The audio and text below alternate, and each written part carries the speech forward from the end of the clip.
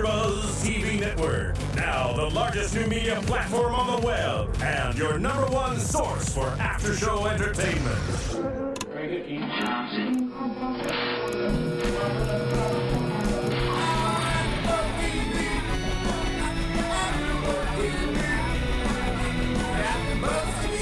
The AfterBuzz Studios in Los Angeles, California. Presented by Maria Menounos and Bing.com and streaming live thanks to Akamai Technologies. This is AfterBuzz TV's Revenge After Show.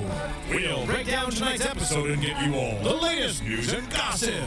If you'd like to buzz in on tonight's show, you can buzz us at 424-256-1729.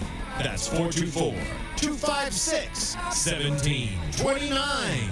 And now, another post-game wrap-up show for your favorite TV show. It's AfterBuzz TV's Revenge After Show. Welcome, everybody. Bing is for doing. We're here doing Revenge Season 2.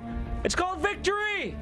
Victory. Victory. Except what sense of hope and accomplishment did we gain in tonight's episode? I don't know. I don't feel that it was... It didn't feel like a victory. It did not. I am your host, Phil Svitek. I am feeling a little bit victorious. Joined alongside Anna Koppel and Roxy Striar. Hello, ladies. Hey, what's going on? Hello, sir. No Catherine Tulich tonight. Thank you, Lizzie Donaldson from last week. You were a great guest, and you gave us some fun stuff. Off air, she gave us some spoilers, so I enjoyed that. She did. Anyway, let's get started. Let's dig into this. Well, first off, how did you guys like the episode? I enjoyed the episode. Okay. I'm always the negative Nancy here, and I thought it was okay, but not my favorite. Like last week, I mean, last week was like a 10 for me. This was probably a 7. Here's the problem for me. If we're gonna dissect it a little bit, they had such a build up to this one, and you don't have to always build it up to be like this amazing episode, right? Where Amanda's death, that was obviously a turning point in the season. This, may or may not be, but we're not getting that from this episode, so don't build it up like that. When you say this, what event are you referring to? Tonight's episode, they built it up like, and a shocking moment happens that even Emily won't be prepared for, or Emily is going to be shocked. Right. And, it was good. Well, we didn't even really quite get it. Well, we got it, but we didn't, it was okay. It took 3 of us to understand. That's why we have to watch as a collective, because otherwise, individually, we're a third of a brain. But collectively, we're a whole. Sometimes. Team. All right, so let's get into it. Let's talk about Jack, right? A third of our brain is laughing hysterically. Yeah. We've lost Martin. We've lost a third of the team. Well, Please step Martin, in. next fill down to in. 2/3. Yeah. Please fill in. No, I'm only 1/5, so I won't help. That's too I much feel math you, for man. me. I feel you. All right, so Jack, what I did like was Jack kind of stepping up now, and even more so, I like Declan stepping up. How did Declan stop? I mean, I know he said, I think I know how I can solve this, but then he didn't really. He did. He went and he got Trey's phone. He got Trey's phone, right, and got Kenny's phone number from it. Where's that phone? Yeah, don't do that again. He did something for once in his life instead of just being, crabby towards Jack in his life. But was Trey the guy that we saw him robbing houses with? That's Yes. how we know Yes. him, right? Yes. Yes. Because that was so many episodes ago that my 1/3 of a brain didn't pick that up very quickly. No, it's also it was convenient at the right time. There was no necessarily build-up, but again, I'm glad it happened. I'm glad this is kind of driving the Porter boys together. Which we've kind of seen, but they've never really been on the same page, and they've had different motives. Whereas now, since Jack doesn't have Amanda, the only person he can really confide in is Declan. And he says that at the end, we're the only people we can trust is each other. Yeah, especially because he keeps trying to put all his faith in Nolan and Emily when he finds out that they keep lying to him. So family's family. Friends can become your family, quote unquote, but your blood is thicker than water. I don't really, that's, you know, I'm glad you brought that up because last week Nolan sort of sent Jack into the Kenny Ryan direction and Jack was like, yeah, you're right, buddy. Sorry I didn't trust you. But it seemed like he still didn't trust Nolan. Right. And, so, I mean, but then he was totally going after Kenny Ryan in this episode. So, I mean, was it just bad acting last week? Or it just seems No, I think he believed Nolan. I don't think he's upset with Nolan, you know, especially after the explanation that he got from Nolan as he is with Emily. I mean, Emily, that's a whole different thing. Nolan, I don't think he minds. He's upset with him to a minor extent. I don't think it's bad acting. I think that he probably thought that's where the show is going. And then he gets the script the next week and they weren't on the same page, you know, because that's where I thought the script was going. I don't think he has the whole thing through the end of the season. He doesn't have all the pages, obviously. But yeah, it was kind of weird because it seemed, you can always tell in Jack's face, especially when he's hugging somebody, he makes that face like, I can tell you're full of crap. And then he made that face, but then he thoroughly went in that direction that he was tipped off. So I was with you. It was kind of weird. Well, it's interesting. I mean, you know, had they done it like that, Kenny and Jack would have kind of teamed up against Nolan. But the fact that both of them jumped to the conclusion of Conrad, you know, it's revealing. But also, all trails kind of lead ultimately there. So if Jack's, quote, finding the truth, and the truth with a lowercase t, because who knows what the truth is with a capital T. Yeah, not some Paul Pierce truth. This is lowercase, the truth. That's right. You know, I mean, the fact that he's got now recordings of Nate and Conrad, you know, I mean, as he said, this is the evidence that I need, but it's not evidence enough. But that was weird, too, because he was like, now I know for certain. How many times I feel like have we heard him say, like, now I'm positive it's Conrad. Everyone said we all freaking know it's Conrad. Like, there's no question anymore that Conrad's the evil bear. Yeah, but he's also trying to get to... Go ahead. I'll let you... But he also still doesn't know what Amanda was looking for exactly. He doesn't know what the revenge is about. He has no idea what he's looking for. So... Nor does he understand the full extent of okay, so you're going after Conrad, but it's not, you know, obviously he's not necessarily supposed to know this, but he's not going to find out what happened on that boat. Right. You know, and so he's going on a pointless mission to a certain extent, but it works insofar as it's going to trip up the grand master plan of Emily and Conrad and Victoria and Dan, you know? Well, it's all these people looking for revenge because of the title of the series, Revenge, so it's very fitting. But revenge on what, for who? Nobody's really exactly sure. So, yeah. Like, I think some people are trying to just find truth. Others are trying to prevent things. I mean, it's interesting, the different layers and the motives. Not everyone's out for revenge. You don't think, like, what would you say the word that Jack is out for is? You would say it's truth? I would say justice. Which is different than revenge. Yes. Yeah. Yeah. Conrad and Victoria, I would honestly say, is a preservation of life. They don't want. You only get one word. Preservation. I'm just kidding, but I could see that.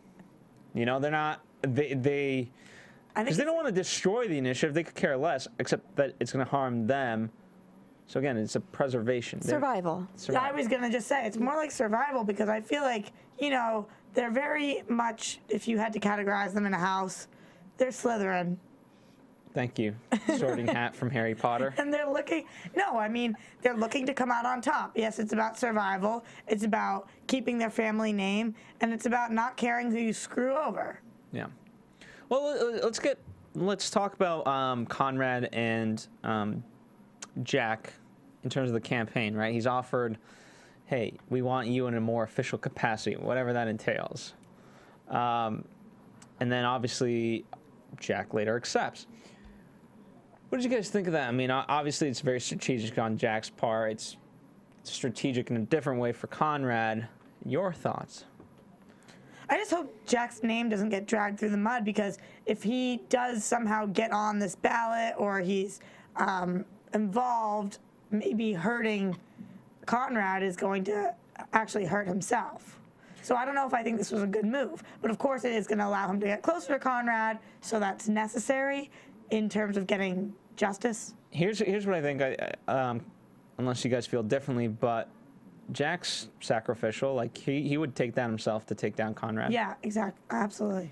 Well, I think also when one is caught up in things like revenge and getting justice for a loved one, sometimes we lose sight of logic and reason, and maybe getting too close to somebody who's obviously so dangerous and could be so detrimental to Jack's well-being. He's just not even seeing it. He just doesn't even care. He just wants to right the wrong for Amanda. Absolutely. For Jack, I think it's all about the end game, and sometimes I think that's the best thing you can do is look at the big picture and see where you want to end up.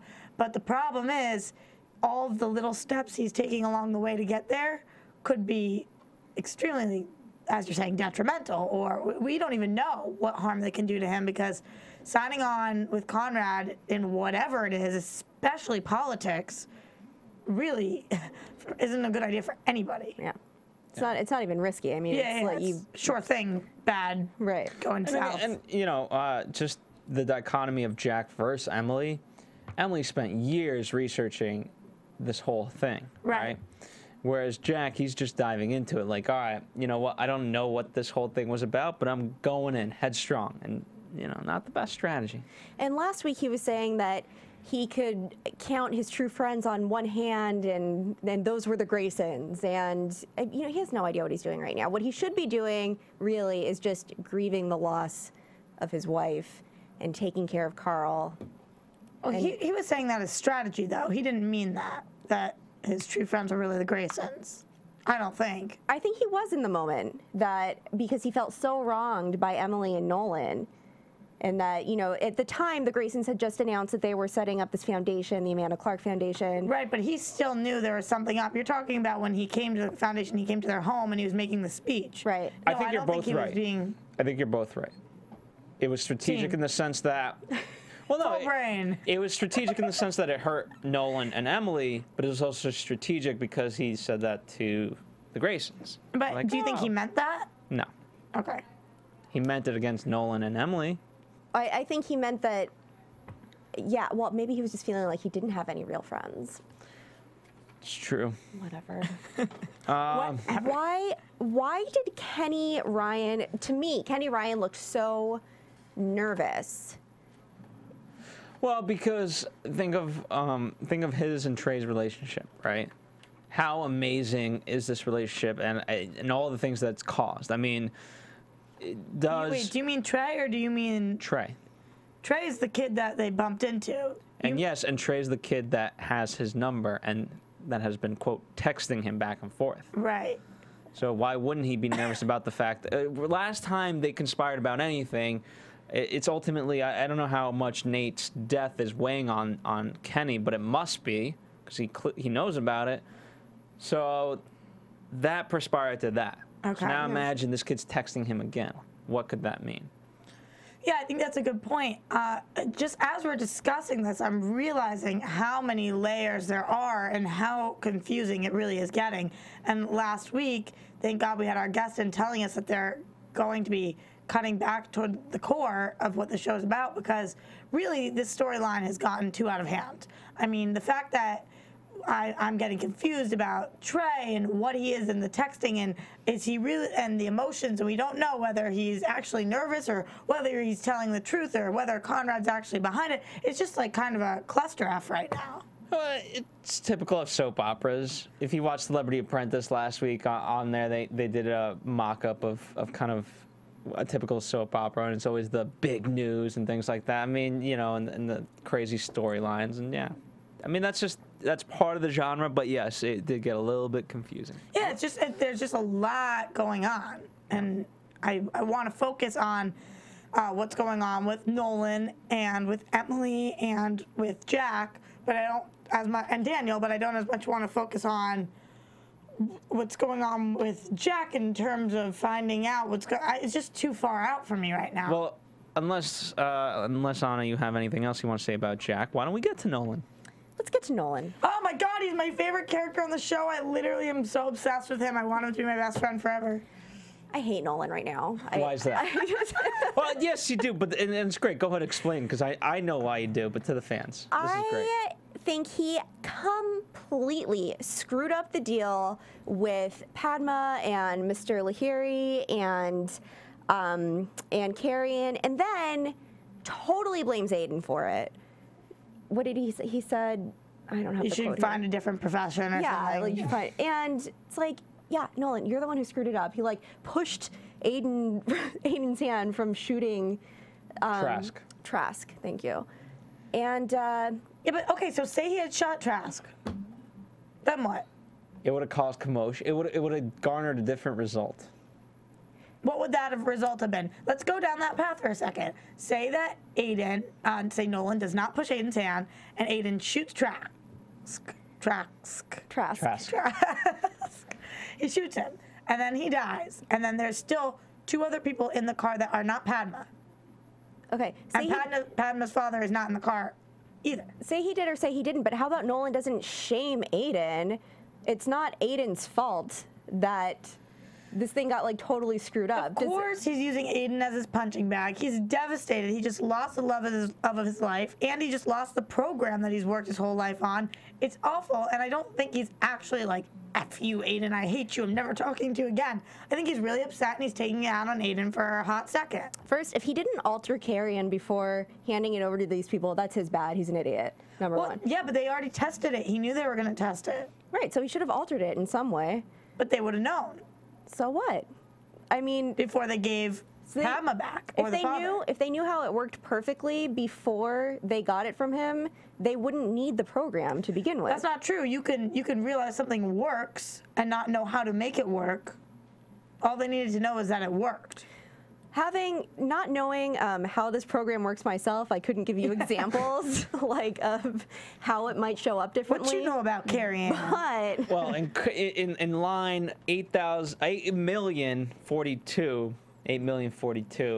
he could have written, if not, then this statement. You know what I'm saying? Just saying.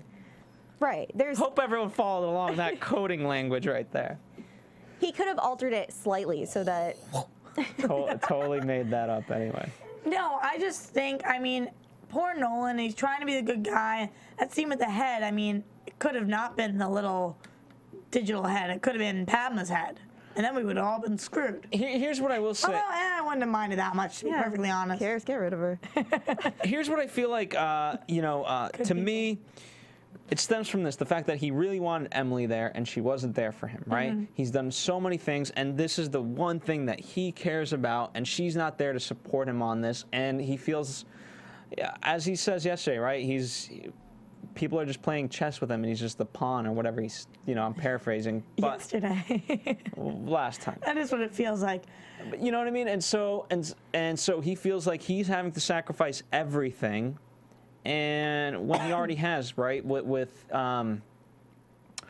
David Clarke, he already had to make tough decisions, right? In the fact that he had this mentor, but because of what happened in the fire, he had to help Emily, and he's been sacrificing his whole life for something, that hasn't. I mean, the money's great, but That's what I agree. I mean, honestly, I think that you could look at it and say, yeah, but if it had gone according to plan, Emily would have been there because, you know what, she was in New Haven and she wouldn't have been there had it had gone in the time that it was supposed to be. Yes, you could say that, but how many times has one of Emily's plans not gone to plan and Nolan's dropped everything he was and he's there? He's never not there, even if things are changed last minute. That's why I love his character so much. He's a diehard, loyal Emily supporter. And I do love Emily's character as well, and I think she feels really awful about it. And Nolan kind of gave her an easy out, and he was like, listen, even if you had been there, it wouldn't have made a difference. But we all know, had Emily been there, it would have made a difference. How? Because it's Emily.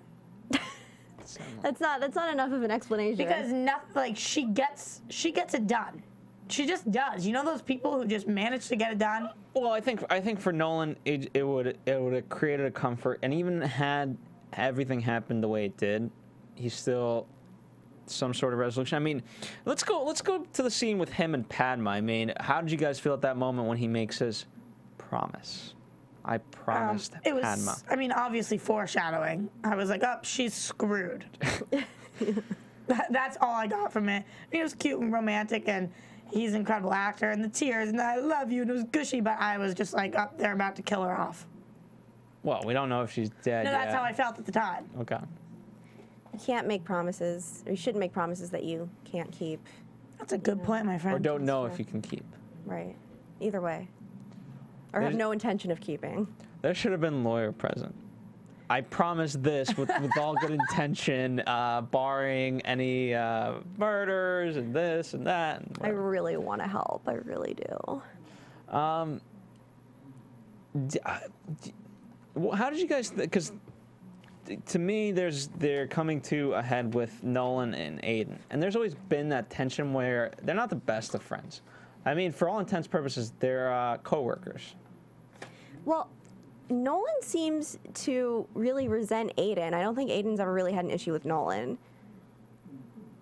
But Nolan Okay. gets a little catty with him Why? because he's jealous of the relationship with Emily. Why? Because Wait, which one's jealous? Nolan, Is jealous of Aiden? yes, because Aiden knows the truth about her. And up until that time, I think Nolan was the only one who really knew who Emily was. But Aiden is close to her in the same way that Nolan has been, and in a different way. So he has an even more intimate relationship with her, and I think that's threatening to Nolan. I think they both just want to be Emily's number one. So that's hard, you know? That's another way of saying it's it. Yeah. it's literally, you know, you guys, when you were younger, did you ever have a group of 3 best friends and your parents kind of warned you about it and they're like, 3 is not a good number? Yeah. And honestly, that sounds so childish, but 3 always is a bad number, you know? 2 people are always closer, and if Aiden and Emily get to be at the level of closeness, you know, say they get married or whatever, obviously Nolan's the 3rd wheel and no one wants to be the 3rd wheel, and I think it's as simple as that. Yeah, I think it's just the fact that he is the 3rd wheel and his things don't get taken into consideration. I mean, he was practically begging Emily, like, hey, like, you know, not to diminish your things, but, you know, like, hey, can I get some help? Right. That's what he was literally, to me, begging. Dumb. I thought when they, you know, I thought Aiden's plan wasn't gonna work, but I really hope Nolan's was gonna work so he could show up Aiden, because he was like, because remember Aiden was like, okay, that's a great plan Backup B. plan, yeah. I thought that might happen too, actually, but nope. But this guy Falcon, he's everywhere and he's bigger than Nolan, and now he's with the Initiative apparently. I love that they just kind of threw in this Falcon character, and now everybody's like after Falcon. Like, Falcon did not exist during season 1, and now they're like, we need a new bad guy. Falcon, he's the one who's done it all. Damn you, Falcon! Like, Well, who is you know. this Falcon guy gonna be? Who is the Falcon? Someone we know? No, he's got to be new. Well, I was gonna get more into predictions, so I won't. But you know, I feel bad for Nolan, but I'm surprised that he found the life, so to speak, in him to, you know, to go digging, and find what he did find. What do you mean you're surprised he found the life? Well, because he was very troubled and angry. Yeah, but that's drive. Motivation, absolutely. You know, when you're the most upset and the most down, that's when you can look for answers and you're passionate about it. But Emily didn't really, you know, Emily didn't really do much. She just said, like, hey, you know, you don't know if she's dead or not. Whereas, like, I feel like she should have, you know, she should have had that sister moment where, okay, you know, I messed up, an apology is in order, etc. Now let's do this. Well, she kind of did. She was like, once you find where she is, I promise I'll help you. And I think it's important to realize that anger has its place. Like, if you can be one of those people who's angry and use that, and she obviously knows that about him, that he's able to do that, so she pushed the right button. Okay. I think it may have been a nice gesture for her to even sit in the room with him while She was standing, but yes. she was standing. No, she's saying she thinks it would be nice that while Nolan was looking on the computer, had Yeah. Emily been there. Oh yeah. Yeah, Okay, yeah. it would have been nice to just sort of I show think up in so. any way. With, like, Yeah. cookies or something? Something.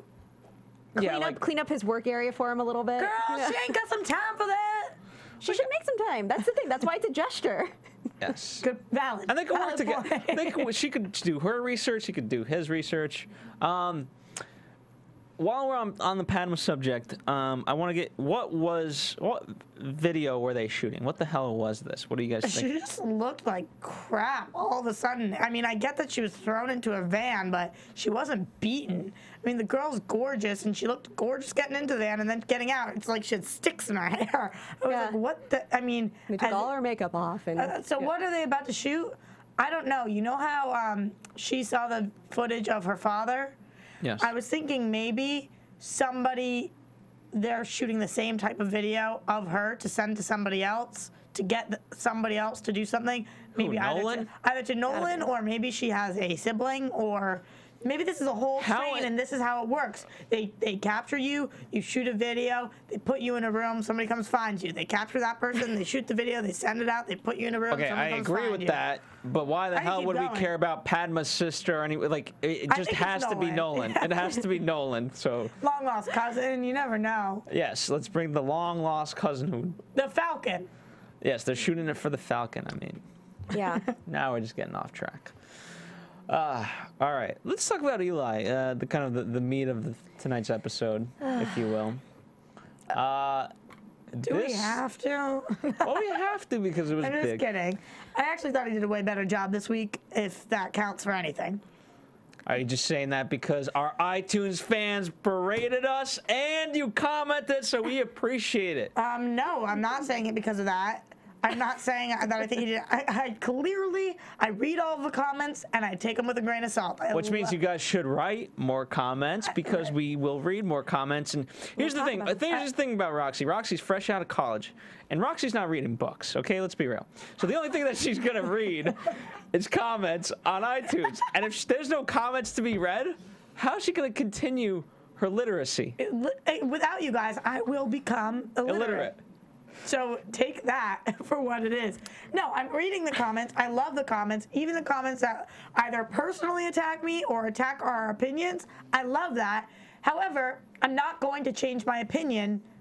I mean, maybe if you have a convincing argument, I will. But just to please people, no, I'm not like that. You know, I'm Honey Badger. Honey Badger don't care. Look it up. Look it up if you don't know. Bing it, baby. Okay. So anyway, all I'm saying is that I don't know what I was saying. I completely lost track. He was a better actor. I thought he did a much better job this time. And maybe it's because they found out, there are less close-ups on him, and like you pointed out at one moment, we had a taken out scene and whatever it is, but he did a better job. And I thought that the storyline with him is kind of interesting, and again, it's kind of confusing. Did Emily, obviously we find out that Emily didn't know that he lit the fire, but she still lit the fire intending to burn the house down, but it went out, so then he lit it to finish her job. So wouldn't she be happy with him but then she took the rap, so she'd be sad with him. Do you guys get what I'm saying? Right. So if only that was the most back and forth thing of that storyline. Right. I have a note that his whole journey made absolutely no sense to me. Like, is he a good guy? Is he a bad guy? Last episode he kind of made it seem like he's, has some sort of vendetta against Amanda, right. And so then he's gonna just kind of stick around and see what's up, or is he gonna try to screw out of money, and then this time he's like, no, I'm here because we're always gonna have each other's backs. So what happened? It was very confusing. And even within the episode tonight, it was like, no, we have to go back to Meredith Hayward's house, and don't you remember all the horrible things that she did, and we're gonna go find your father's letters. Then goes to Hayward and is like, yeah, we're going to do a 60-40 split on this. Yeah. It was just very confusing. You have to ask yourself as a viewer, why did they put this character into the storyline? What was his purpose? And he's a catalyst for what change? I don't know the answer. And here's the tough part in storytelling. You're either ahead of the characters as a viewer, right there with them, or you're behind, or you never want to be behind them. And I felt like with this, we were behind everything. I was like, what is going on? No, it was an absolute head scratcher. And then, obviously, it introduces this new character of Mrs. Hayward, Meredith Hayward. And I don't know. I mean, I thought she did a good job. Yeah, she I did. liked her. I liked, I liked what it presented. It was just Eli and all of this was, what are you going after? You got the kids and then the press conference. You're getting revenge back. So I guess ultimately I think he's atoning. I just don't think he's atoning in the right ways. Atoning for what? for burning down the house and having her go to juvie instead of him go.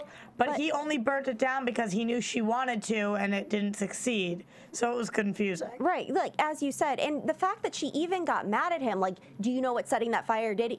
You started it. You started the fire. So Right. she thought that it was her setting the fire the whole time. It wasn't like, oh, who set a fire? It wasn't me, I swear. Nobody believed that I didn't set the fire. She thought it was her that set the fire. Okay, Because she did set the fire. Right. Right. So, like, Okay, but here's the thing, right? Emily's having this existential crisis to a degree, right?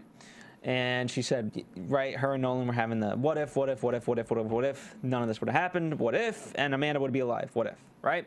So, to learn that, if you're having that kind of crisis of faith, you're like, wow, whatever higher being, deity, whatever you want to call it, put that match out and wanted to prevent it. You think Emily believes in God? I don't know. This is what I'm mean, trying there to is interpret no something, way. okay? And that's my interpretation. So she can hold on to the fact that that match did not go off, and that was what it was supposed to be.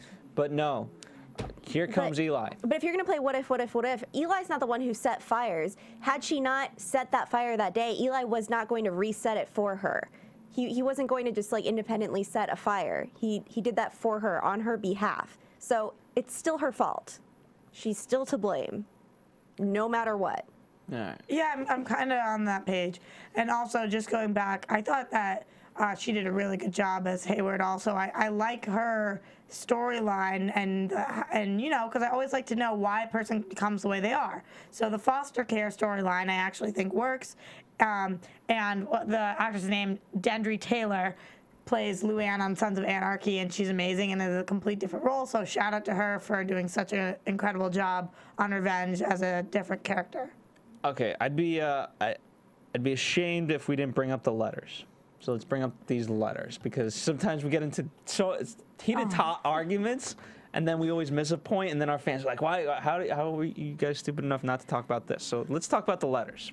I mean, all I can say is when I talk about the fact that I'm confused in other points of the episode, it doesn't even touch how confused I am with the letters and the end thing with the Mason Treadwell, sorry, and the 16-year-old and the orphan and or whatever. Like, try to explain to me what's going on. Okay, well, here's the thing. Here's what I don't want, because I thought she wanted to read the letters, because obviously there's stuff your father said, and they're. I mean, granted, Emily's. Step back. These letters are supposedly what? Emily's father wrote letters to her while she was in foster care? Yes, David Yes. Clarke wrote these letters to her while she was in foster care. Okay. Meredith Hayward didn't give them to her, but instead sold them to Mason Treadwell, which lines up with her character. She's like not a kind foster mother, and she needs money. Got it. So that all makes sense. I'm with And you it now. makes sense that Treadwell would have bought him, because he obviously wants as much of the written evidence or whatever out of there, and his to be the only truth. And isn't it sort of kind of great irony that the letters still get lost in a fire? Yes. And by her doing. By her doing, yeah. It's all her fault. Every time. To a degree, maybe I got suckered into the fact that I thought I would have hoped that she also wanted the letters for memento's sake, not just necessarily for, hey, maybe there's some information in there, which seemed like, and by the end, that's certainly what she was more hoping to gain. And then we find out Victoria has a son. Maybe it's Declan. I don't know. No, it can't be Declan. She gave up the son when she was 16. Well, what if it's Declan? Dun, dun, dun. So what would the letter have said? Dear Amanda, Victoria has a son. I don't know. Like, don't go there, because it's just we're never gonna get out of that hole. Okay. I'll just live in the hole by myself then. Thank you. A third of the brain has gone again. Yeah. A third of the brain down the hole. Go ahead, Anna. No, I was going to say that that's, but then I remembered that Mason Treadwell did say something that the letter had mentioned something about that. So here's the thing. I don't know how much it. You know, obviously, we'll talk about this. Let's talk about this at length in predictions. Okay. What are we left with? Oh, let's talk about her relationship with Daniel. And the bullets in the picture, and oh my God. Well, I know I just jumped the gun there. Haha, pun intended. Thank you. Good one. Well, Thanks. Ha ha ha ha ha. you know, again, in terms of Eli, very confusing, and I don't think we'll see much more of him, to be honest. Eli? Eli. Who did I say? I think he might be gone after this episode. I think he will too. I thought we were going to talk about Daniel. No. We are going to talk. I'm just concluding Okay. Eli. Don't ask me. I'm living in a hole. All right. So Daniel has a lunch date with Mr. Taylor. Yeah, what's that about, too? It's to protect Emily. I know, but why Mr. Taylor? Thorne, Taylor, I mean, whatever. I don't know. And why What does did he you think want? Emily's at risk? Because of the initiative, but Right, and so that's another thing, because he said, I'll make sure you're safe. I don't want to give them any reason to target you. Why would they target her? and why does Victoria want them to think that they're targeting her? Because Stumped you. Well, she did say something that his affection or his misdirected or misguided affection for her would be to their benefit somehow. I don't remember exactly what she said at the very beginning When of you the say episode. she, you mean Victoria? Victoria, yeah, said to Conrad. Because here's what it does. If she can prove to Daniel that the initiative is really, really dangerous and that he should stay away and just kind of do to agree what. Because now, here's the thing. Victoria can control the circumstances under which Daniel is scared and also protect him by not actually hurting him, right? Yeah, and if she proves that the initiative wants to go after Emily as long as he has relationships with Emily, then maybe he will back away from Emily. You get what I'm saying? I get what you're saying, but I don't think that's the goal. I think the goal is to get him under the control of Conrad and Victoria. And they can do this through Emily by scaring the living daylights out of him. I guess we'll see. I mean, that's my thoughts on that. I mean, how amazing was it? At first, when we saw the two bullets, we're like, the initiative. And then Victoria's putting away bullets in her little cabinet. It's so And her nice. jewelry box, because that's where I keep my bullets. I hope you do. Really? I will now. What other take is there on this? Wah wah. I mean, I don't know. I mean, here's where I see we're on episode 17, We 18. have 2 left, right? No, we got more than that, honey. Oh no, that was. Oh, No, we're hi. up to 22.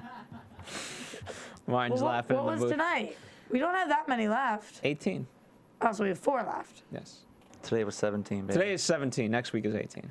Yeah, so we have more. You were wrong. Ha, ha, ha. All right, kids, let's just. All right. Well, either way, here's the thing: things will only continue to get more confusing until they get somewhat less confusing, and will be hit with an emotional charge in the season finale. Is that a prediction?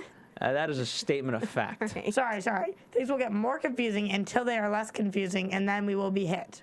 With an what did I say? I don't know. With a charged emotion. No idea what you're talking about anymore. All right, let's get into predictions. I've lost all brain power. This third of a brain thing. I don't know if I can work if I only have a third of a brain. Guys, usually when we do predictions, I try to restate whatever we see in scenes from next week. We see a masquerade ball. We see nothing specific. We know it's a masquerade ball. I could not tell you one event that takes place. I think someone's being choked I think or Emily's gonna falling. wear Prada. Just kidding. So yeah, I don't know. I have predictions. Yeah. Luckily for us. I don't know if it will be next episode, but I definitely think that Helen Crowley is going to come back up as a question. What happened to her? Where is she? I think Trask is going to bring it up again. And then I think that Daniel's secretary is a mole of some sort. Yeah. Probably for Victoria. Interesting. That's true. Okay, I definitely think that before the end of the season, somebody is going to die. Does everybody agree? Has to. Thoughts on who? I hope Padma. Padma? I mean, Padma is. Padma's gone. In the bag. I'm sorry. Trask? We might need him around next. Maybe he's the Falcon. I don't know. We need him around. I think the Falcon. He's not the Falcon. But Falcon can get away. yeah, he was in the van though, I think, today. Well, he was the Falcon. thumbs up. Yeah. Yeah. I don't think that was his actual thumbs up. I think that's just like one of the crewmen, but Yeah. that's his quote. I wish it was like, instead of a thumb, we had a falcon out the window. A little play toy. Here's what I'm curious about is, obviously Nolan's been after the Falcon for years, and Falcon must have heard of Nolan. For sure. But I wonder if the Falcon is actively, quote, at war with Nolan. You know what I mean? Well, not if he's the best. Yeah, but you kind of, I wonder if he's really paying attention to the competition and seeing and monitoring Nolan and just laughing at him. Maybe. Or if this is just a blanketed thing. What if the Falcon's a lady and then the Falcon and Nolan fall in love and have babies? So it's Padma. No, but No, it's Padma's long-lost cousin that's coming back. right. So yeah, true. Totally. Wow, you guys know how We're last so week good at they this. said when they hear fans' things, they sometimes write it into the show. Yeah. You heard it first here at AfterBuzz TV. We want to see baby Falcons. One day we should make a crazy, like for predictions, I want you guys to come up with some crazy random thoughts that take us so off track but would be so interesting to see I got that the it. writers would be like, well, we have to use a portion of this. How do we get there? We don't know yet, but let's do that. And on that note, at this point we're just talking. That's what we do best. 1/3. Anyway, thank you guys for listening to us. I know it was a jumbled thing. No, well, but here's the thing. I think hopefully, or hopefully not, you guys were as confused as us. But if you weren't, let us know, because this was a really difficult episode in that sense, because it's not a filler episode, but nothing decisive happened. It's definitely setting us up Yeah. for something. And so, yes. In the meantime, where can they tell you, Roxy, that you're completely wrong and out of your mind? And where can they get you surgery to get the 2/3 filled? Okay. Of a brain. She needs a 2/3 of a brain. You can find me on Twitter at Roxy Striar or on Instagram at Roxyworld with 2 Ds. And you can follow me at Koppel for Mayor, KOPPELFORMAYOR, and you can visit my website, anakoppel.com. And of course, find us here at AfterBuzz TV. Thank you, Martin in the booth. Thank you, fans, for listening. We'll be back on apparently Easter. It's an egg hunt. Until then, it's a crazy egg hunt. From Bing.com, executive producers Maria Menounos, Kevin Undergaro, Phil Svitek, and the entire AfterBuzz TV staff, we would like to thank you for listening to the AfterBuzz TV network. To watch or listen to other after shows and post comments or questions, be sure to visit AfterBuzzTV.com. I'm Sir Richard Wentworth, and this has been a presentation of AfterBuzz TV. Buzz you later. The views expressed herein are those of the hosts only and do not necessarily reflect the views of AfterBuzz TV or its owners or principals.